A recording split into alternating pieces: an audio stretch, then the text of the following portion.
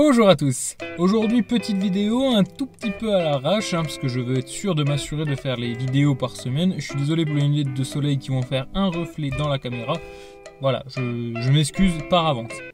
Aujourd'hui on va parler des 3 fondamentaux, enfin ceux que j'estime être les 3 fondamentaux pour réussir son 4L Trophy. Certaines choses vont peut-être vous sembler un petit peu évidentes, donc du coup je ne vais pas vraiment rentrer dans le détail, en détail dans le sujet.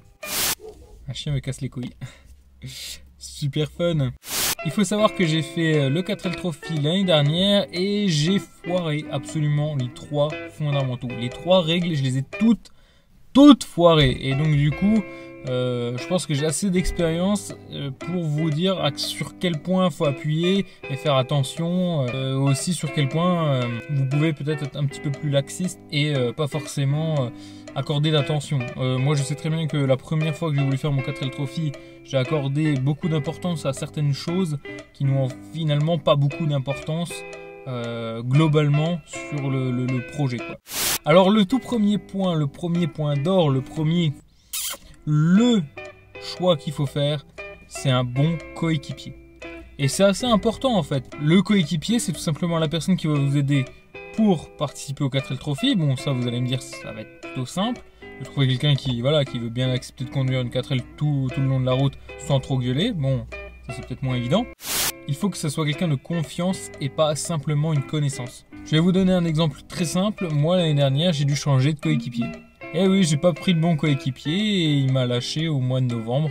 Autant dire que quand on doit rendre le dossier au mois de décembre, c'est un tout petit peu tendu, hein, je vais pas vous mentir.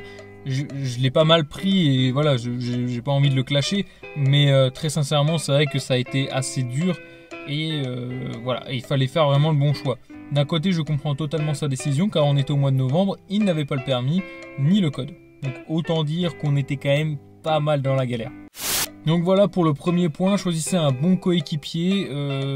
En couple, je vous conseille pas forcément, parce que si jamais ça fait pas longtemps que vous êtes ensemble, il y a moyen que ça se passe mal. Si vous voyez que ça peut bien se passer, bon, testez. Après, moi je peux pas juger. Moi je sais que je pourrais pas faire ça avec ma copine, mais bon, chacun son truc. Après, personnellement, je privilégierais la famille, parce que moi personnellement faire ça avec ma soeur, c'est juste le top du top.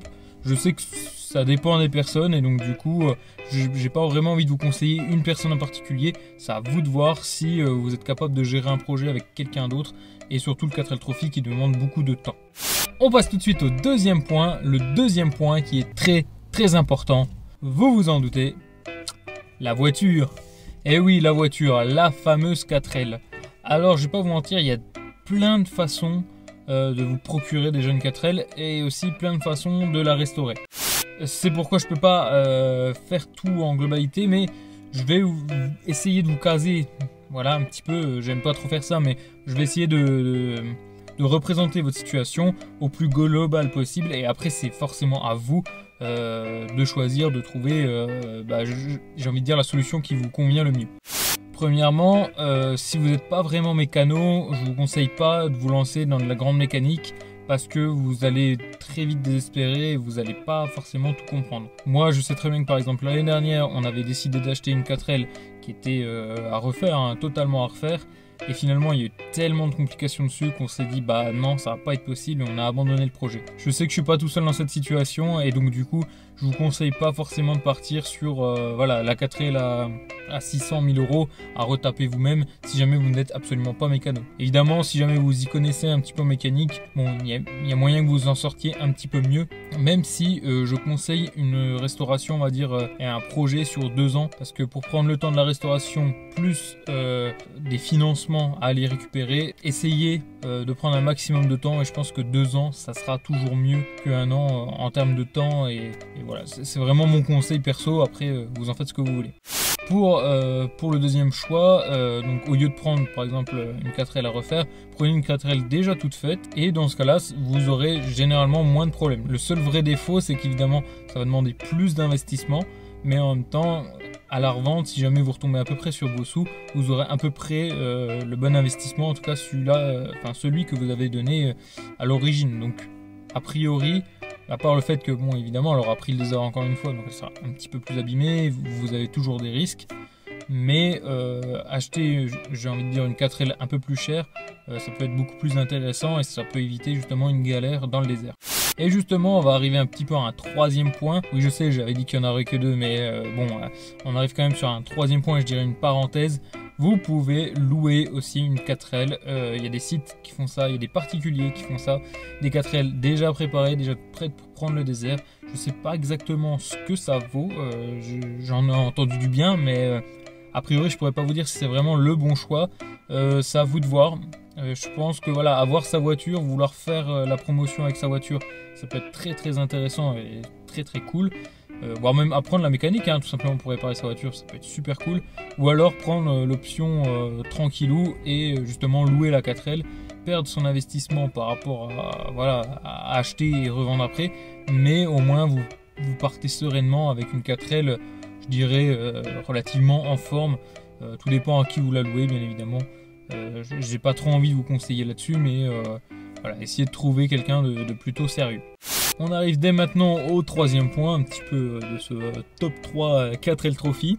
Le troisième point qui est aussi l'un des plus importants, je pense que ça va être la majorité de votre angoisse, c'est le budget. Et oui, le budget 4L Trophy, un budget lourd, très très lourd à gérer, car on vous demande en permanence beaucoup d'argent.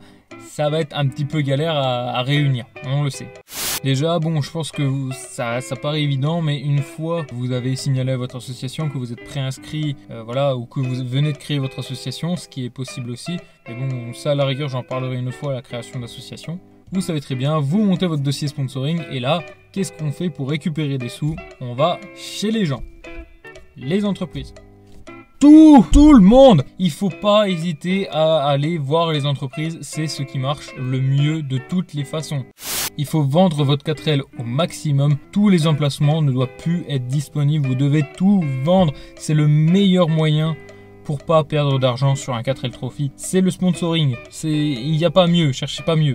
Mais vous pouvez aussi trouver d'autres solutions alternatives, comme par exemple moi et Pauline, on a fait plusieurs brocantes, hein, vous pouvez aller voir sur Facebook, bon c'est pas très utile, hein, mais voilà.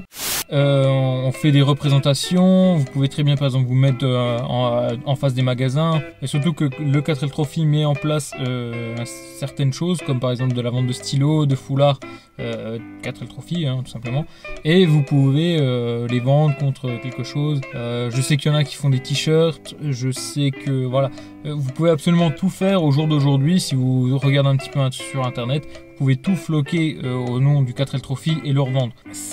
C'est assez énorme, on va dire, comme possibilité. Ça vous permet vraiment de laisser libre à votre imagination. Mais c'est vrai que le vrai défaut, c'est qu'il faut toujours être souriant et aller au maximum au bout, de vouloir vendre son projet tout le temps. Je reconnais que c'est assez fatigant. Je pense notamment à la démarche sponsoring. Franchement, quand on fait une journée, à la fin, on est rincé et en plus, on a gagné peut-être 200 300 euros. Mais au moins, très sincèrement, c'est ça de gagner et c'est incroyable quoi. En tout cas sur le budget, essayez de rapporter un maximum d'argent. En fait, le budget c'est l'un des points d'or qui va pouvoir vous sauver le deuxième point, c'est-à-dire la 4L. Plus vous avez de budget, plus vous avez moyen de réparer la 4L ou de faire une erreur, etc. Parce que généralement la 4L, ça va être vraiment l'un des endroits qui vous coûter le plus cher. En fait, sur le budget global, on a l'inscription, 3200 €, la 4L qui peut des fois coûter plus cher que 3200 €, hein, vraiment. Et après en bas on a les frais divers, etc., que ce soit l'essence, les péages, etc. sur place. Donc un bon conseil, essayez d'être le mieux accroché en termes de budget et essayez pas de partir à l'arrache. Je vous conseille vraiment de vous tenir vraiment au maximum à votre budget et de pas forcément mettre beaucoup d'argent de votre côté. Après évidemment certaines choses demandent un certain investissement de soi. Je pense par exemple à l'achat des stylos avant la revente ou même l'achat de la 4L un petit peu avant le 4L Trophy. Bah, évidemment ça demande de l'investissement avant et on n'a pas tout de suite les sponsors. Sauf si vous décidez de faire une année sponsor et après une année où on achète la 4L, etc. Mais personnellement ça paraîtra moins sérieux auprès des sponsors et donc du coup ça sera toujours problématique. La première question que va demander un sponsor, c'est est-ce que vous avez la voiture, est-ce que vous êtes prêt? Et si vous dites que bah non, t'inquiète pas, on s'occupera de ça l'année prochaine, je pense que ça passera moyen auprès des sponsors. Voilà, c'était la vidéo des 3 règles d'or pour bien réussir son 4L Trophy. J'espère que ça vous sera utile. En attendant, je vous conseille de laisser un pouce bleu, de suivre la page avec un petit abonnement. Ça fait toujours plaisir. J'espère qu'on se reverra très bientôt. J'en suis sûr et certain. Je pense que sur une prochaine vidéo, je vais peut-être vous raconter un petit peu les galères, ou alors je vais peut-être commencer sur les vlogs un petit peu mécaniques, car je commence à attaquer la 4L. Donc bon, c'est un début, hein, vous emballez pas, mais je commence un petit peu la mécanique et un petit peu la réparation de la voiture. Merci à vous, ça a été un plaisir pour moi, à un de ces 4L. Tchuss les amis, et n'oubliez pas, un de ces 4L.